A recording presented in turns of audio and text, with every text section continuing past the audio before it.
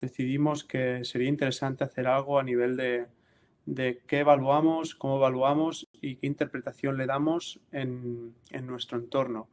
¿Vale? Tenemos que pensar sobre todo un poquito esta diapositiva, dónde estamos situados nosotros. No estamos en un laboratorio científico con unos parámetros muy cerrados, sino que la mayoría seguramente trabajaremos en algún deporte de rendimiento, en clínica privada, en clínica sector público, en hospital, lo que sea, pero que necesitamos ser ágiles con lo que hacemos. No podemos tener 1 hora y media a una persona evaluándola para sacar unos datos demasiado profundos, ¿no? Necesitamos algo que al momento pues podamos tomar una decisión al instante, ¿vale? Por eso es importante qué tipo de producto tenemos, qué tipo de aparatología tenemos. Tenemos estos productos de Kimben, que son con los que voy a exponer esta presentación, y son unos productos que nos facilitan mucho el trabajo en clínica, nos facilitan mucho el trabajo en dinámicas de rendimiento, más que nada porque es algo que se utiliza de forma muy rápida. Tenemos un resultado muy visual y desde ahí podemos tomar una decisión. Si luego queremos algo más profundo, analizar esos datos, simplemente exportamos el Excel que nos da la plataforma y a partir de ahí me estoy en casa analizando. Pero tenemos que pensar que es unos dispositivos que son user friendly, entonces es algo que es sencillo de utilizar, sencillo de analizar y sencillo de tomar nuestra decisión. Por eso muchas veces tiramos por este tipo de producto. A partir de aquí, un poco cómo va a ir subdividida la presentación, veremos una parte de salto, una parte de rango de movimiento, una parte de centro de presiones, centro de gravedad, eh, estas cosas que nos pueden simplemente estar de pie, cómo analizamos y finalmente la parte de fuerza. Es un poquito cómo lo iremos subdividiendo. Vale, importante. Tenemos lo que es el salto. ¿Qué nos va a medir estas plataformas? ¿Sí? Esto lo vamos a medir con los plates o con las delta.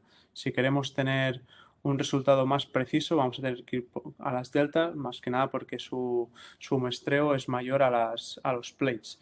Pero las dos son útiles. La única diferencia es que en unas podremos hacer un tipo de salto y en otra vamos a poder hacer otro tipo de salto. A partir de aquí, ¿qué analizamos y qué queremos ver? Primero de todo, vamos a ver cómo se comporta esa gráfica de fuerza en el tiempo, ¿sí? Que es lo que vemos abajo en la izquierda, abajo en la derecha, que sale una gráfica con unas líneas que suben y bajan. A partir de aquí, ¿cómo diferenciamos un salto del otro? Pues tenemos en el de la izquierda de la pantalla un squat jump, lo podemos, eh, lo podemos ver y lo podemos detectar porque no hay una fase de absorción previa, no hay una fase de frenado, que sí que lo tendríamos en el CMJ, pero el resto es igual. ¿Sí? Una vez hemos hecho el impulso, lo otro es igual. Lo único que se modifica, si os fijáis, pues la parte verde, una previamente baja y luego sube, y en el otro desde un punto nos vamos arriba. Aquí tenemos que saber qué tipo de deportista tenemos y dónde está su déficit. Si es una persona que es capaz de producir fuerza o es una persona que no sabe utilizar muy bien todo lo que sería ese ciclo estiramiento-acortamiento, que para eso necesitaríamos tener ese CMJ.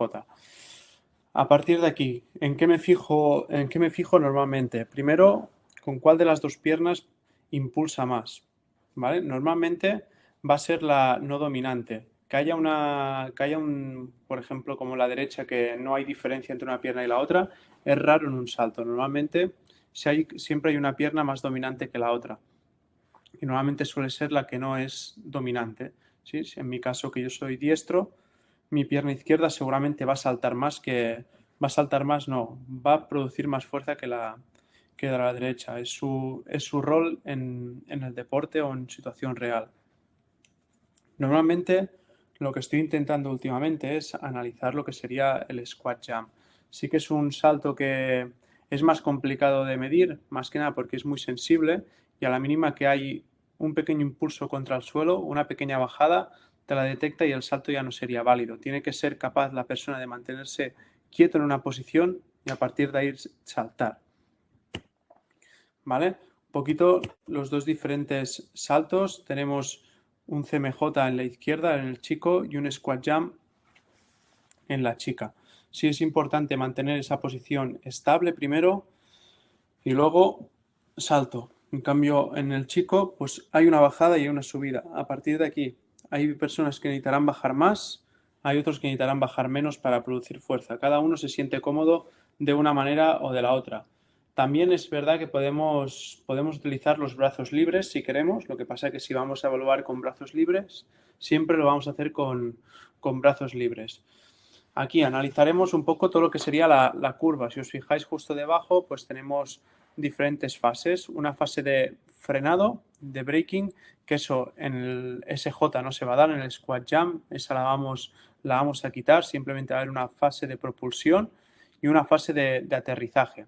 La fase de aterrizaje también es importante ver con cuál de las dos piernas cae antes o produce más fuerza en la caída. Si os fijáis, en las dos gráficas que hay aquí son dos atletas completamente distintos. La izquierda es más dominante en lo que sería la caída. Es la que primero cae y la que frena un poquito más fuerte que la otra. ¿Vale? Simplemente ver ese pico de fuerza. Es un pico que se va a dar y hay que tenerlo controlado. Esto sería pues en el CMJ. Algo que también analizamos es la capacidad de subir rápido, ese RFD, lo que se ve en verde. De 0 a 100, ¿cuánto tardo en pasar? Lo suyo es que sea mínimo, que en un momento sea capaz de producir fuerza para estar en esa fase de vuelo. ¿Sí? Cuanto más corto sea ese RFD, mejor. Por ejemplo, en la gráfica de la derecha, el atleta es mucho mejor o es más óptimo en producción de fuerza en tiempo. En cambio, en la otra, pues parece como que es más tractor, le cuesta más arrancarse del suelo. También es verdad que uno hay contramovimiento y el otro no hay contramovimiento. ¿Vale? Así un poquito en resumen lo que serían los saltos, pues el CMJ nos va a medir la capacidad de transferir eficazmente la energía en un salto, ya que utilizamos todo el cuerpo. Y si utilizamos las manos, pues lo que os comentaba, el movimiento va a ser mucho más coordinativo y puede ser más real en un entorno de verdad, ¿no? No en un entorno científico que normalmente se utiliza con manos en cadera porque el test está validado de esa manera. El SJ, ¿por qué lo estoy haciendo últimamente? Sobre todo porque nos permite generar esa capacidad de pretensión para evitar ese muscle slack en el movimiento. El muscle slack simplemente es la holgura que puede producir el movimiento en sí. Estar en un momento relajado, destensar la cuerda. Nos interesa tensar la cuerda, ¿vale? Entonces, como último, importante diferenciar las diferentes fases de un salto, qué nos quedamos en cada una de ellas y sobre todo dejar de decir lo que es fase excéntrica, concéntrica. Todo esto se va a dar, esas contracciones seguramente, pero no tiene por qué ser así siempre. Entonces es mejor utilizar esa fase de frenado, esa fase de propulsión y una fase de aterrizaje o también podría ser frenado. ¿Vale? Esto es en cuanto a lo que sería el salto. Lo que sería la cadena posterior, unas evaluaciones que se hacen bastante, simplemente son sencillas, sobre todo el protocolo de McCall, que es un protocolo que se hace en decúbito supino a 90 grados y a 30 grados de flexión de rodilla, con la persona completamente estirada y a partir de ahí se genera fuerza. ¿Vale? Aquí vemos diferentes momentos de este deportista. Podemos ver que este deportista pues, ha tenido un proceso de recuperación de ligamento cruzado anterior. Primera columna que se ve es justo después de su operación.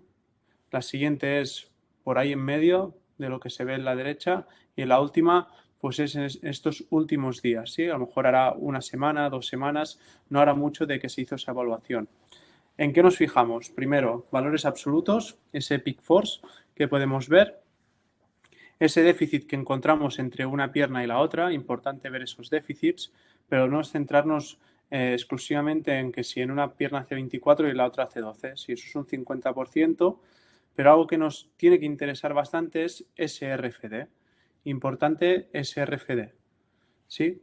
Nos interesa que sea alto, que sea un valor alto, que sea rápido, que en un momento sea capaz de activar esa musculatura. Y lo que vemos en las gráficas, sobre todo cuando empieza a salir curva, en la primera, la izquierda genera un buen pico de fuerza, bastante rápido, y la derecha prácticamente no es capaz de subir muy rápido y va muy progresivo hasta su pico. Lo que vamos viendo a medida que va evolucionando es que esa tasa de fuerza va aumentando, ¿sí? Cada vez es más rápido en generar fuerza. Y algo que también nos fijamos en estos dispositivos es el tiempo hasta la fuerza máxima. ¿Cuánto tiempo tardo en generar fuerza? Hay deportistas que te la van a generar en el primer segundo prácticamente o antes, y hay deportistas que necesitan un poco más de tiempo para generar fuerza. Eso nos puede dar una pista por cómo tenemos que entrenar o cómo podemos ayudar a ese deportista a que eso mejore. Sí, sobre todo los que tardan mucho en generar fuerza y nos interesa que hagan fuerza de forma inmediata, hay que entrenar de una manera. Los que, al contrario, pues a lo mejor hay que potenciar eso, pero también nos puede interesar que sea capaz de mantener esa fuerza durante el tiempo. Va a depender un poco de la persona que tengamos. Vale, aquí tenemos el ejemplo del test. Vemos las diferentes gráficas de fuerza-tiempo que nos da ese RFD y a partir de aquí lo que nos interesa es que esta primera parte sea muy rápida, del 0 a la fuerza máxima, que sea lo más rápido posible. Pensad que la mayoría de lesiones se producen en menos de 100 milisegundos, en 50 milisegundos, en 30 milisegundos. Es algo que es difícil de evitar, pero sí que podemos entrenar esa curva. Y luego podemos sacar diferentes tipos de RFDs. Podemos sacar el RFD en los primeros 50 milisegundos, RFD en los 100, RFD en los 150, simplemente para ver esa capacidad de generar fuerza en ese tiempo en concreto. ¿Vale?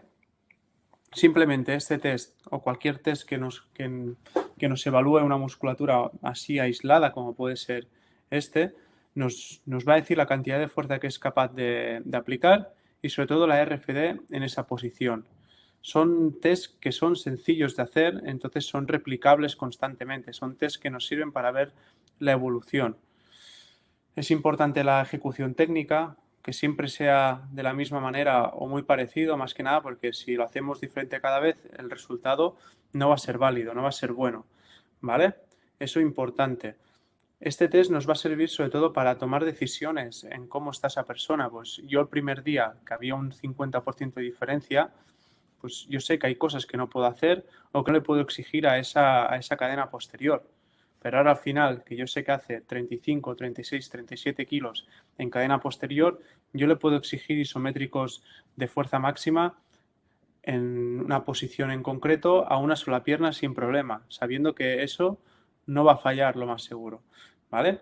Nuevamente vamos a utilizar esa simetría de 10% para progresar. Si hay mucha diferencia, hay que intentar acortar al máximo, pero también es verdad que la pierna sana, la pierna no lesionada, en este caso, va mejorando. Si la mejora es más o menos parecida y va aumentando lo que es la lesionada, podemos aceptar un poco más esa simetría, ¿vale? Sobre todo durante el proceso. Al final del proceso, pues cuanto mejor esté, cuanto más fuerte esté el deportista, mucho mejor, ¿vale? Y algo que tenemos que medir, aparte de lo que sería el Rate Force Development, que es RFD, es el Peak Force.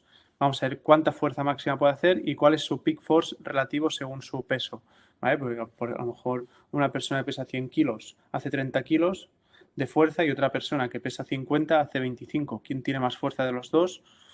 Relativo a su peso, pues seguramente el de 50. Simplemente eso. A nivel de rango de movimiento, lo estoy utilizando últimamente. Ahora pues tengo esta chica ahí en el club que tuvo una cirugía de tendón rotuliano. Y digo, bueno, pues aprovecho para ir midiendo rango de movimiento en esa flexión de rodilla. Simplemente vemos, primer día de toma de datos, vemos que su movimiento fueron unos 40 grados, más o menos 49 grados de máxima, de promedio pues lo que veis 40, 41,9, ¿vale? Y vemos que ese RFD es muy lento, pues hace 4,9 grados por segundo, o sea, es capaz de moverse muy lentamente. No puede hacer velocidad, más que nada, pues tenía dolor, tenía limitación. Y si vemos a continuación, pues vemos que su promedio está subiendo y su máximo está subiendo hasta actualmente, que está en torno a 128, 129 grados de flexión. Vemos que esto ha sido cosa de 4 o 5 semanas, esta mejora sin forzar, haciéndolo ya sola, pero ya vemos que ese RFD va subiendo. No es un dato que esté validado científicamente, pero sí que nos ayuda a ver cómo está esa persona. Pues si yo sé que cada segundo es capaz de hacer 30 grados, pues sé que ha mejorado respecto al inicio, ¿vale? Simplemente eso. ¿Y cuánto tarda en llegar al máximo? Si os fijáis, el primer día, la primera vez que hizo el test, casi 10 segundos. Ahora en llegar al máximo a lo mejor tarda 2-3 segundos.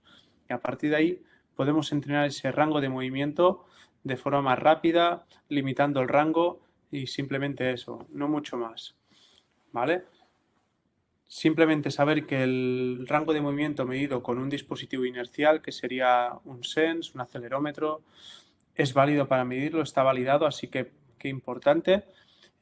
Sí que es importante que vayamos a calibrar siempre el dispositivo en la misma posición, si no vamos a tener variación de lo que es el dato, intentar hacerlo siempre en el mismo sitio, de la misma manera, más que nada para que sea lo más preciso posible, ¿vale? Cuando estemos con una persona con limitación de movimiento, es una manera de utilizar el biofeedback para que vea qué capacidad tiene de moverse, cuántos grados le quedan para la normalidad, cuántos grados le quedan para ser parecido a la otra pierna, y todo esto nos puede ayudar.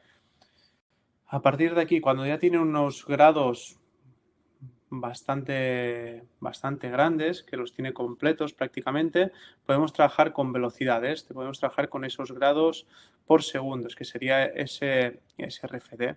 Pues me interesa que hagas 100 grados en un segundo. Vale, perfecto. Podemos poner la pantalla con esa limitación a 100 grados y que se mueva lo más rápido posible. ¿Vale? Lo que sería el centro de presiones, centro de gravedad, donde tengo ese elipse de confianza. Entonces aquí vemos esta chica, cómo utilizo yo lo que sería la cartografía que nos da. Pues vemos esta chica que también viene del ligamento cruzado anterior, está fuerte, tiene experiencia en el entrenamiento de fuerza, así que ella está acostumbrada a mover cargas elevadas sin problema, pero vemos que su peso prácticamente siempre se distribuye en el lateral del pie. Casi siempre en todas las repeticiones se distribuía en el lateral del pie. Entonces, ¿qué tenemos que hacer? O en este caso, ¿qué tenemos que hacer para mejorar eso? Pues podemos utilizar alguna estrategia donde se active más toda esa musculatura más interna al pie, más que nada para llevar un poco el peso hacia esa zona y obligarla a que lleve peso, y lo que vemos el resultado es que de la primera repetición, la primera serie a la segunda secuencia, su distribución cambia por completo, ¿sí? Del lateral al pie, pues ya tenemos centro del pie y nos vamos medializando poquito a poco, ¿vale? Simplemente eso. Luego tenemos lo que es el elipse de confianza, que es la redondita que veis en medio. Esto lo veremos al final un poquito mejor. Aquí, otro tipo de ejercicio. Aquí, sobre todo, que nos interesa que haya una distribución distinta, que nos interesa que haya una distribución de un 70%, por poner un número, es lo que me interesa a mí, pero podría ser un 75, un 60, un 50, lo que os interese. En la pierna delantera, y se producía lo mismo que en la otra pierna, que en el otro ejercicio que se iba hacia lateral, pues vemos el hecho de poner la goma, vemos que genera presión en ese dedo gordo y es capaz de llevar prácticamente su centro de presiones, su centro de gravedad hacia la pierna izquierda, y que la pierna derecha en este caso simplemente esté estabilizando con un peso de un 30% más o menos de su 100%. Distribución de la carga, ¿vale? Elipse de confianza, importante. Esto es un dato que nos puede ayudar y que simplemente a lo que nos puede servir es en esto, ¿vale? Es importante en personas sanas, personas jóvenes, personas deportistas activas, ese centro de gravedad no es inmóvil, no está quieto siempre en el mismo sitio, sino que se balancea constantemente hacia los límites. Y muchas veces, ¿sí? Hay mucho ruido, hay mucho dato. Es importante que eso se produzca más que nada porque el cuerpo va cambiando la posición, va cambiando la postura, entonces se tienen que adaptar esos pies, ¿sí? El pie se va adaptando, va a utilizar los hombros, va a utilizar el tronco, va a utilizar la cadera para ir distribuyendo ese centro de presiones constantemente, para que ese elipse se mueva, que haya ruido, para ser estable. ¿Qué pasa? Las personas que son de cierta edad, que no entrenan, que tienen restricción de movimiento, que están lesionados, los límites se vuelven más imprecisos, ¿vale? Y la amplitud de las oscilaciones se reducen. Es lo que veríamos en los pies de abajo, ¿vale? Mucho menos ruido, más o menos la misma zona, pero no es capaz de adaptarse constantemente, ¿vale? Entonces nos interesa esa adaptación constante y que no haya retraso, que no haya esa sensación de que se vayan a caer, sino que sea una persona capaz de mantenerse en el sitio, mantenerse estable, aunque tenga que moverse ligeramente su tronco, su cadera, sus hombros, más que nada para generar esos sujetos adaptativos. ¿Yo cómo lo uso? Pues muchas veces utilizo este dato con movimientos donde hay gran variedad de movimiento y veo la capacidad que tiene de mantenerse dentro de su elipse y cuánto ruido ha hecho, ¿sí? Cuántas veces esos pies han tenido que modificar su posición siempre y cuando me mantengan la presión que a mí me interesa, ¿vale? A nivel de fuerza, simplemente vamos a trabajar principalmente en isometría, ¿vale? Entonces, todos los isométricos no son iguales, por tanto os he dejado diferentes QRs en esta parte para que los miréis, sino que vamos a ver que hay diferentes tipos de isométricos que nos van a generar unas adaptaciones u otras, y que unos van a ser más largos y otros van a ser más cortitos, ¿vale? Alex Natera, por ejemplo, es un especialista en este tipo de entrenamiento, entonces, pues todo lo que podáis leer de él va a ser bienvenido. Aquí simplemente vemos una tabla de prescripción de ejercicio o de carga isométrica y vemos desde lo que a lo mejor hemos visto más en bibliografía, esos isométricos de larga duración, de 40, 45, 60 segundos, hasta ver estos isométricos que no estamos tan acostumbrados a ver, que duran de 0,5, 1, 2 segundos hasta 3, 4, 5, 6 segundos, que ya las mejoras son distintas. Ya buscamos otro tipo de mejora y las cargas, por supuesto, son elevadas, ¿vale? También tenéis el QR para que os lo podáis mirar sin problema. Esto es lo que vamos a encontrar principalmente en una curva fuerza-tiempo cuando utilicemos un ejercicio isométrico que tengamos las dos piernas o los dos brazos. Vamos a ver el RFD que hemos ido hablando constantemente, el total de la fuerza de las dos piernas, ese peak force, esa fuerza máxima, y luego vamos a ver el comportamiento de ambas piernas. Vamos a ver si se comportan por igual, entra primero una, entra primero la otra, entra una y la otra entra al final, una se fatiga antes y compensamos con la otra, es lo que nos va a dar esa línea de fuerza-tiempo. Vemos aquí un ejemplo de trabajo isométrico con carga pesada, unos 60-70 kilos. Me interesa que mantenga un 50% en las dos piernas. Vemos que el déficit es un 3%, más o menos aplicación de fuerza son 800 newtons por pierna, pero vemos aquí la gráfica de fuerza. Vamos a ver cómo se comporta esa persona en el ejercicio. Pierna izquierda en naranja, pierna derecha en azul, total en negro. Vemos que al principio entran las dos por igual, pero una vez estaba arriba, la derecha se lleva el protagonismo y la izquierda pierde un poquito de presión en la primera repetición. ¿Sí? Segunda repetición, la derecha genera más fuerza al principio, la izquierda entra un poco más tarde, pero es capaz de hacer fuerza. Y lo que vamos viendo a medida que va pasando repeticiones es que se va igualando la pierna derecha con la pierna izquierda. A partir de la tercera, la cuarta, la quinta ya se destrempa y la sexta vuelve a hacerla más o menos igual. ¿Sí? No es solo fijarnos en el valor absoluto, sino fijarnos cómo se comporta la pierna, más que nada porque me puede falsear el resultado.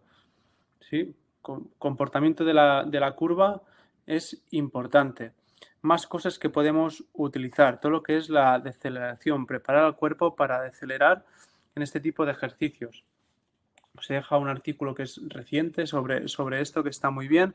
Vemos que en momentos decelerativos puede haber hasta entre 2 y 6 veces el peso corporal. Es verdad que son en situaciones de larga distancia, que se corren 10, 20, 30 metros y se frena, ¿vale? No como está la chica en ese momento, pero simplemente es fuerza máxima en esa posición. Podemos utilizar un test específico y ver cómo se comporta una pierna y la otra. En este caso, como estamos haciendo con galga, el valor es absoluto. No sé cuánto es la pierna izquierda y cuánto es la pierna derecha. Si lo utilizo las plataformas, voy a ver la pierna izquierda y la pierna derecha, porque ambas realizan fuerza, no solo la pierna delantera, sino que la otra también utiliza fuerza para estabilizarse, ¿vale?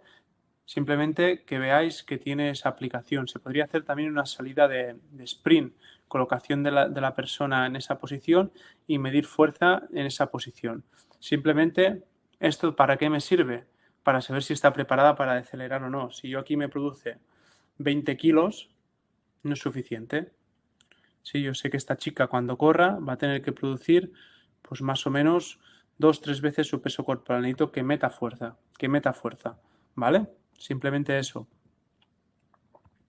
Más ejercicios de fuerza, vemos diferentes comportamientos, déficits, lo que vemos en la primera gráfica es una elevación de talones a dos piernas. Vemos aquí que compensa mucho con una pierna y con la otra. Vemos un déficit de un 25% prácticamente, ¿vale? Derecha e izquierda. En cambio, en la siguiente gráfica, que se lo hacía hacer como se ve en el vídeo, hay mucha menos diferencia, un 13% simplemente. Aquí nos interesa lo mismo, RFD, ¿sí? Newtons por segundo, kilos por segundo, libras por segundo, cuánto tarda en llegar a ese máximo, cuánto es su peak force, y a partir de aquí decidir qué pasa con esta chica. Pues ha tenido una lesión durante la temporada en la pierna derecha y le cuesta ser reactiva, le cuesta generar fuerza, le cuesta llegar a esa fuerza máxima igual que con la izquierda.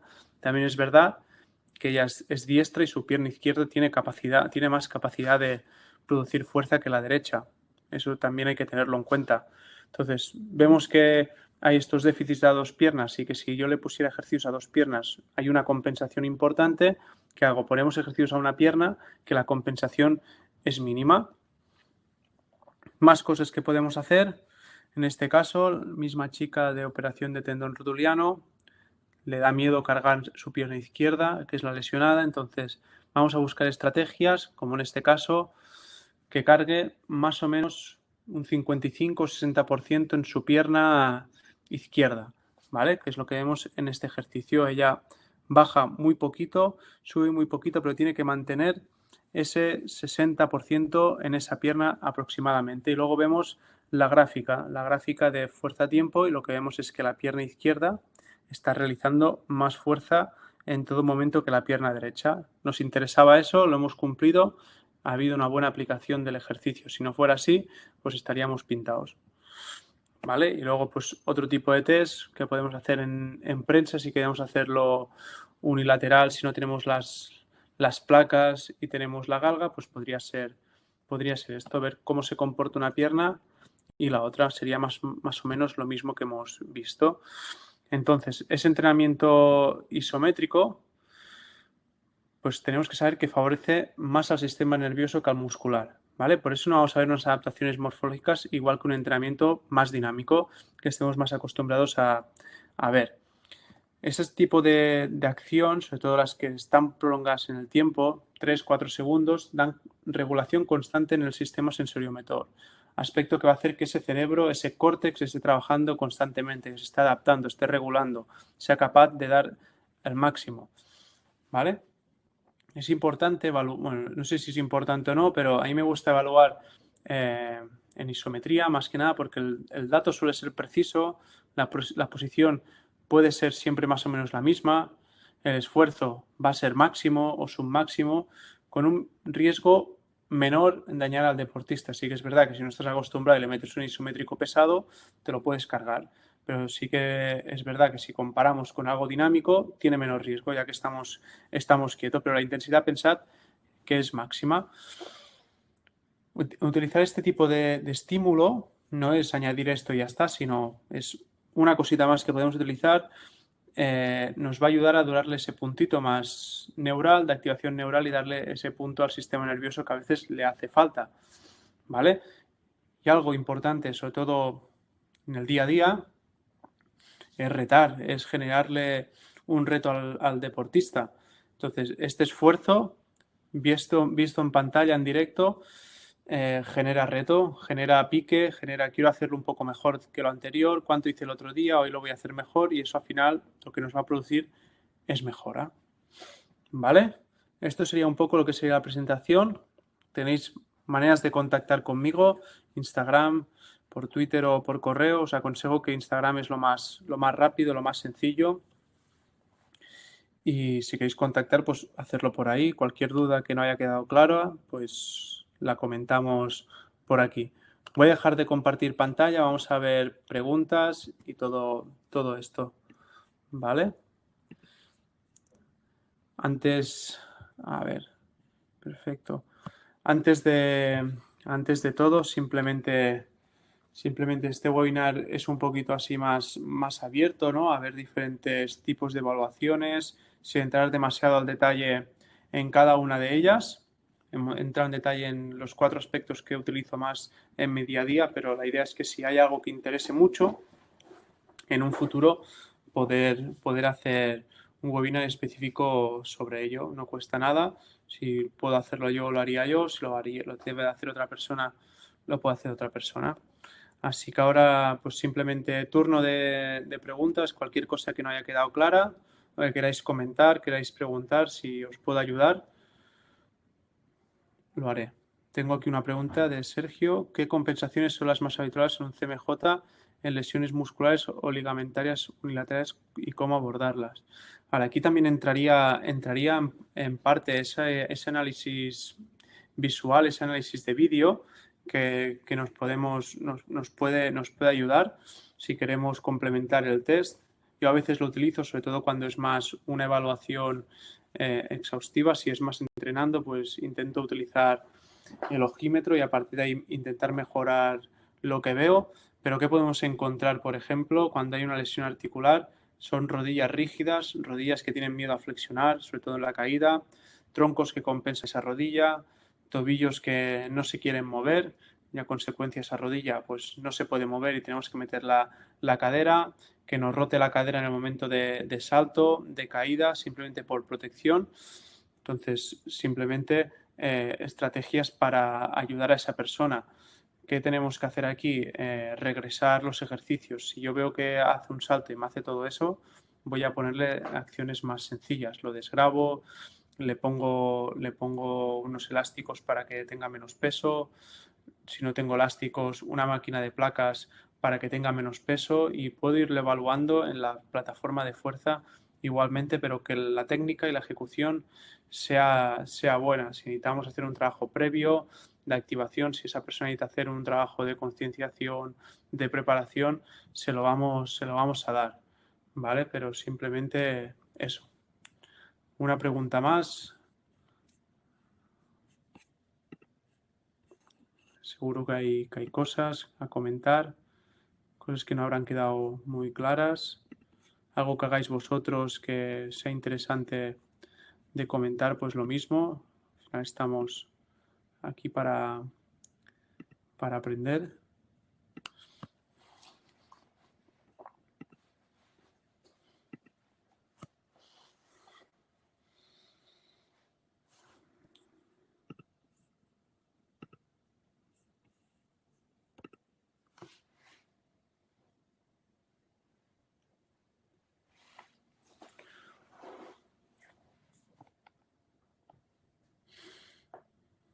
A ver si sale alguna pregunta más. Más que nada, pensad que yo no soy un especialista en análisis de datos. Yo analizo lo que más me interesa y lo que creo que me puede ser útil en mi día a día. O sea, hay muchas más cosas a evaluar, hay muchas más cosas que se pueden sacar, así que bueno, que lo tengáis en cuenta. En la diapo de centro de presiones, ¿puedes explicar un poco las gomas que colocas en el pie a las jugadoras? Vale, simplemente esas gomas lo que hacen es que genere fuerza ese flexor del dedo gordo, ¿vale? Simplemente esa goma, si no hace fuerza, le va a levantar el dedo y la va a desequilibrar. Entonces lo que hago es como añadir un punto extra de presión en esa zona. ¿Qué datos tomas más en cuenta para dar un alta en el regreso al deporte? La verdad que cuando ya regresan al deporte eh, es porque llevan entrenando unas semanas y bien, y si han podido entrenar es porque están fuertes. Entonces, normalmente cojo test que he ido haciendo durante el año, durante el proceso, voy replicando, voy viendo cómo están, si hay mejoras, sensaciones de la persona, exposición a las demandas de competición, tiempo que ha pasado desde su intervención, datos de GPS si los ha tenido, pero no me fijo tanto en todo esto. Esto al final simplemente son datos que me ayudan a progresar, que me ayudan a ver un poco el estado del deportista durante el proceso, pero no suelen ser determinantes en si van a poder jugar o no van a poder jugar. Sí, es importante tenerlos en cuenta, verlos, cómo lo hacen, cómo se mueven, cómo mejoran, cómo aplican, pero no suelo fijarme mucho en todos estos datos a nivel de return to play. ¿Es posible hacer el mid-type pool? Sí, se puede hacer sin problema. Simplemente colocarías la posición, las placas igual que en cualquier otro mid-type pool y le das. Sí, o sea, sin problema. ¿Vale? Simplemente poniendo las placas en el suelo ya estaría. Un equipo está haciendo una investigación sobre la relación de la potencia del salto CMJ y la activación del core. ¿Qué relación esperarías encontrar o cómo trabajar el core para mejorar el CMJ? Pues la verdad que es algo que no me he preguntado nunca, pero bueno, imagino que es necesario pues tener esa preactivación previa antes de saltar e incluso en situación real tener la capacidad de adaptarse a lo que pueda venir en el salto, ¿no? Un golpeo, un cambio de dirección en el móvil, una distracción y todo esto al final es el sistema que se regule. Entonces, yo estos estudios que son así un poquito más reduccionistas, ¿no? Como puede ser lo que comentas o como la mayoría son, más que nada porque no se puede hacer de otra manera. Si queremos hacer un estudio exhaustivo hay que ser cerrado. Entonces, bueno, supongo que será importante, ¿no? La gente que tenga mejor activación, pues seguramente tendrá capacidad de saltar más o tendrá capacidad de saltar en diferentes situaciones y se debería trabajar diferentes tipos de salto con diferente tipo de estímulo. Al final, meter un móvil ya te implica un tipo de activación. Meter cualquier aspecto más externo va a implicar cambios en el comportamiento. Así que imagino que va un poquito por ahí. ¿Has testado alguna vez la evolución que puede tener un swing leg retraction en un aterrizaje o desacción con las placas? De momento no, porque las placas que tengo, que son las plates, no permiten hacer entradas desde fuera, pero ahora he comprado las otras, las Delta, y en esas sí que voy a poderlo hacer. Más que nada las he comprado por todo este tema, ¿no? De poder medir deceleraciones, poder medir saltos reactivos, poder medir este tipo de aspecto, ¿no? Pues skippings, cómo se comporta una pierna respecto a la otra en el impacto. Más que nada lo he hecho por eso. Los plates están bien, ¿sí? Siempre que los pies estén en el suelo, son fáciles de llevar, pero ahora he pasado a otro nivel, o he considerado que era necesario pasar a otro nivel y he pensado en coger las Delta porque me interesa testar eso que comentas. Entonces lo vamos a ver. Los dispositivos realizan registros en personas en infantes. No entiendo la pregunta. Realizan registro en personas en infantes. Si puedes explicarme qué quieres decir. Las plataformas Delta es una plataforma ya top de investigación. O sea, ya va a 1000 hercios de toma de datos, sería lo más parecido a las de Balt, a las de Hawkins Dynamics. Sería un poquito la plataforma que está al nivel, ¿vale? Simplemente la toma de datos es más potente, la capacidad de resistir fuerza es más potente y sobre todo el hecho de poder hacer cosas entrando en las plataformas. le das más importancia, le das más importancia en un postoperatorio LC a los saltos verticales que a los horizontales. Hago los dos. Lo que pasa que testar, solo testeo los verticales. Pronto pues podré testar también horizontales, por lo que te comentaba, que no puedo hacer un salto con estas que salga de la plataforma, ¿vale? No puedo hacer un impulso. Aunque normalmente los horizontales ya los pongo más en situaciones caóticas, diferentes tipos de salto, diferente dirección, caídas en diferentes texturas, densidades, alturas, con riesgo, lo hago así, más o menos.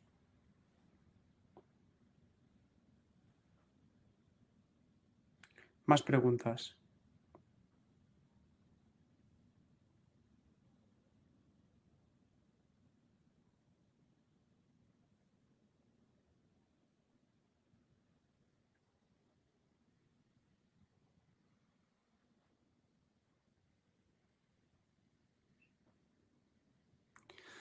No, si no hay más preguntas, cualquier cosa. A ver, ¿puedes realizar registros en menores de un año? Yo creo que sí, que no hay problema. Mientras se pueda mantener en la posición, o depende de lo que te interese. Vale, en eso te refieres a infantes. Sí, sí, se podría. Yo creo que sí. Hay un chico que trabaja conmigo que trabaja bastante con niños y a veces me las ha pillado y ha hecho alguna evaluación de la postura, todo esto con niños. No sé si tenían un año o un poquito más, pero no habría problema. Al final es subirlo encima y ya está. ¿Cada cuánto valoras una lesión muscular? La primera semana de lesión, que es más aguda, la realidad suele hacerlo, pues evalúo en el equipo, en el club, que las veo cada día, pues cada día evalúo alguna cosa. Por ejemplo, al principio, los primeros días no hago nada de evaluación, pero a partir de a lo mejor del cuarto, quinto o sexto día, depende, empiezo a valorar ya rango de movimiento, luego eh, eso, empiezo evaluando al principio lo que sería rango de movimiento y a lo mejor a partir de la segunda semana evalúo la fuerza. Cojo 2, 3 test distintos. Esto lo expliqué en el otro webinar que está grabado y está colgado. Te puede ayudar un poquito. Más preguntas. A ver.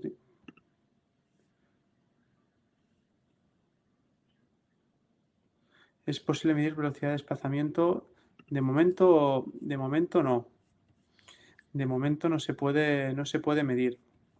Sí que el acelerómetro que tienen, por ejemplo, que es el SENS, este SENS, en principio, al ser triaxial, pues se puede llegar a medir algún aspecto. O sea, de momento no, porque no está preparado el software, pero la idea es que sí que se pueda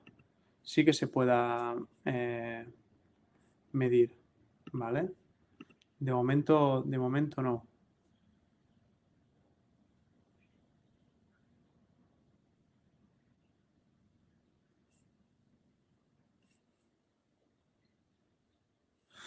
Pues la verdad que no te lo sabría decir si hay algo que pueda condicionar la medida.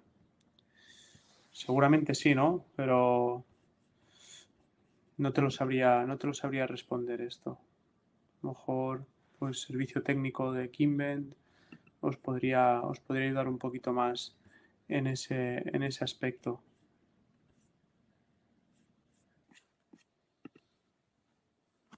Bueno, cualquier cosa que queráis comentar, pues podéis contactar conmigo. Así que sí que hay alguna validación hecha con Kimbet comparada con algún gol estándar a nivel de plataforma de fuerza para que se vea que el dato es parecido. Entonces, sin problema les pediré que pongan un enlace con los artículos o algún aspecto que lo podáis ver, ¿vale? Seguro que os lo pueden pasar fácilmente. Pensad que no son unos dispositivos que se utilicen en ámbito científico 100%, sino que son dispositivos que se utilizan en un ambiente clínico, que son sencillos de utilizar, son muy visuales y eso al final, pues bueno, tiene sus pros y sus contras, pero sí que son válidos para ser estudiado.